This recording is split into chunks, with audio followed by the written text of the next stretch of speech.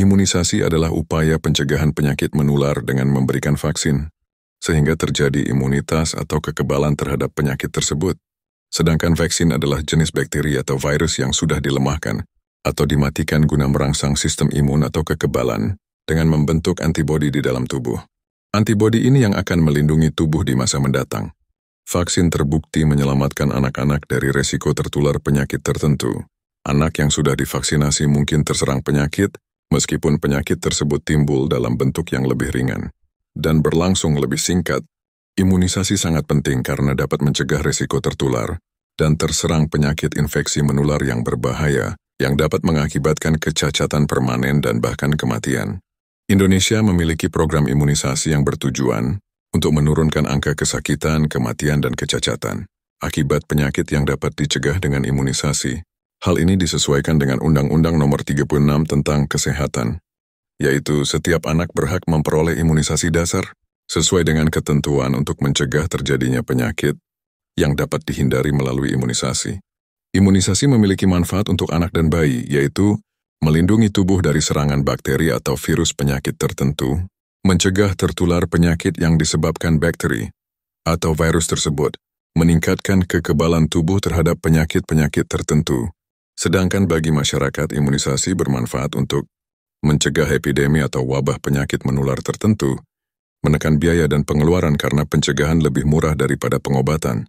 Indonesia memiliki program imunisasi yang disebut dengan imunisasi lengkap, di mana imunisasi lengkap ini adalah program pemerintah yang memfasilitasi pelayanan imunisasi yang diberikan secara rutin pada sasaran, yaitu kepada semua bayi dan anak, meliputi imunisasi dasar dan imunisasi lanjutan.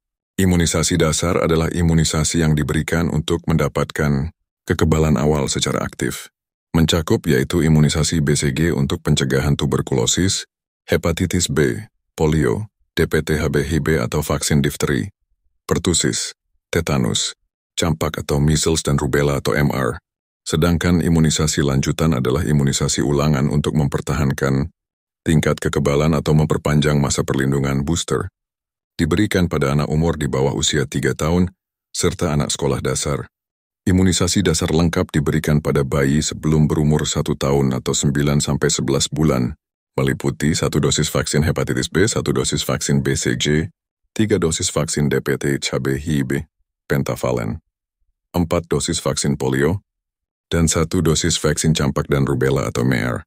Pemberian vaksin dilakukan dengan berbagai cara, yaitu disuntikan pada bayi atau anak misalnya BCG, DPT-HB, HIB-MER, diteteskan ke dalam mulut atau oral misal polio, disemprotkan ke dalam mulut atau hidung misal influenza.